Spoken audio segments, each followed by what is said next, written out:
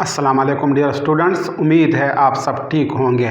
मैं हूँ वकार अहमद अपने चैनल मैथ की दुनिया से। आज हम सॉल्व करेंगे एक्सरसाइज 4.6 का क्वेश्चन नंबर 2। क्वेश्चन नंबर 2 है फाइंड द फॉलोइंग प्रोडक्ट। और क्वेश्चन नंबर 2 में आज हम दो पार्ट सॉल्व करेंगे।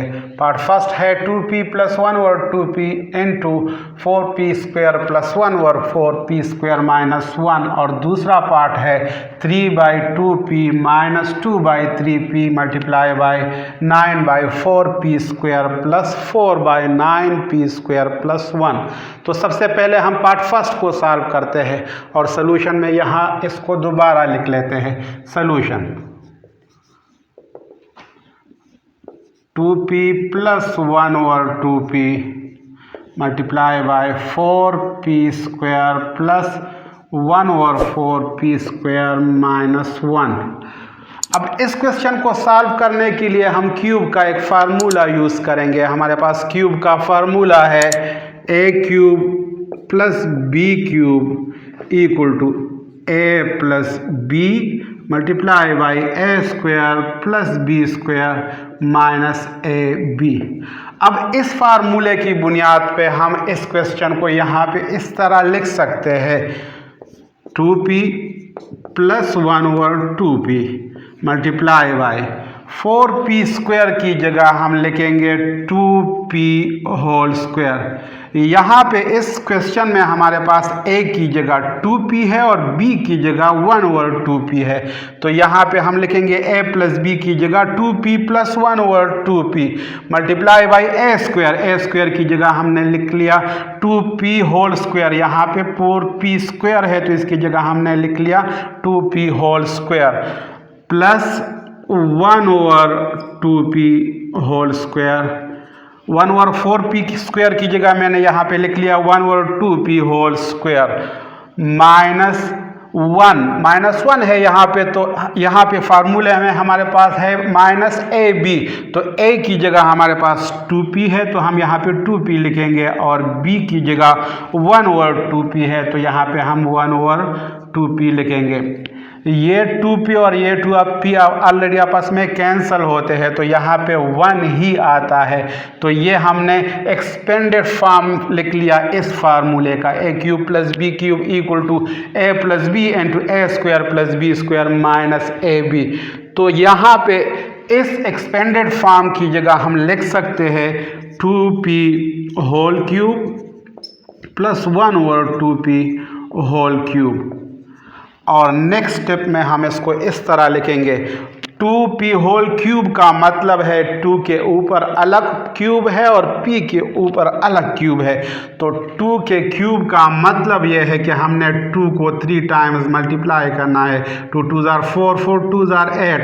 तो यहाँ पे हम लिखेंगे 8 2 क्यूब की जगह और p के ऊपर हम अलग क्यूब लिखेंगे प्लस 1 क्यूब। 1 के क्यूब का मतलब है कि 1 को हमने 3 टाइम्स मल्टीप्लाई करना है। 1 मल्टीप्लाई बाय 1 मल्टीप्लाई बाय 1।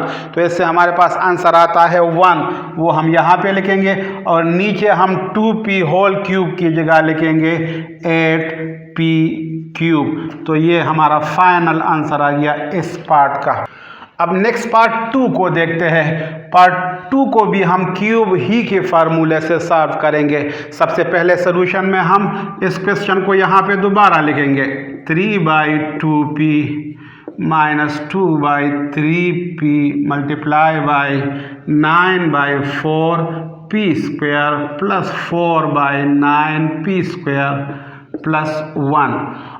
और यहाँ पे जो क्यूब का फार्मूला हम यूज़ करेंगे वो है a³ - b³ = a - b into a² + b² + ab।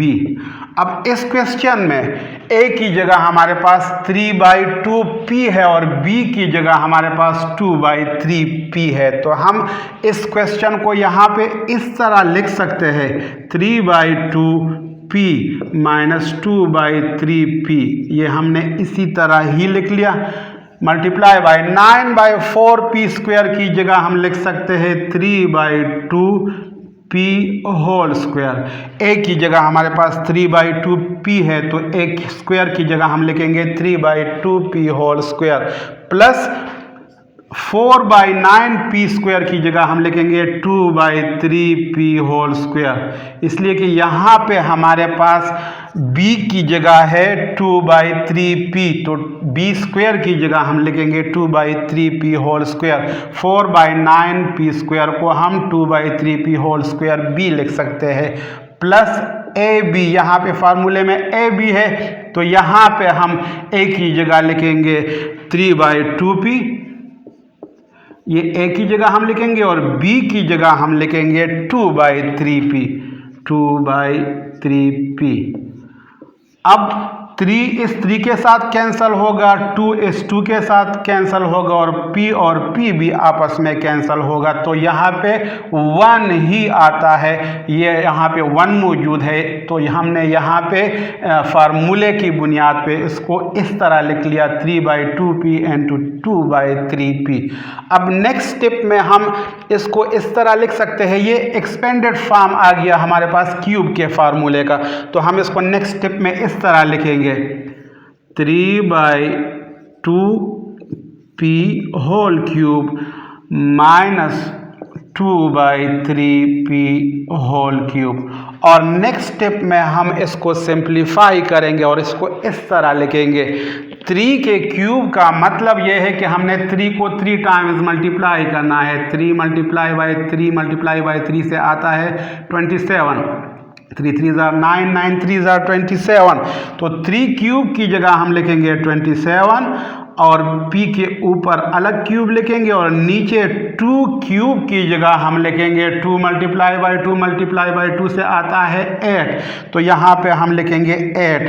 27/8 p cube minus 2 cube से आता है 8 तो यहाँ पे हम 8 लिखेंगे और नीचे 3 के ऊपर b क्यूब हम लिखेंगे तो 3 के क्यूब का मतलब यह है कि हमने यहाँ पे 27 लिखना है। 3 क्यूब का मतलब है 27 और p के ऊपर हम अलग क्यूब लिखेंगे तो ये फाइनल आंसर आ गया हमारा इस पार्ट का आंसर।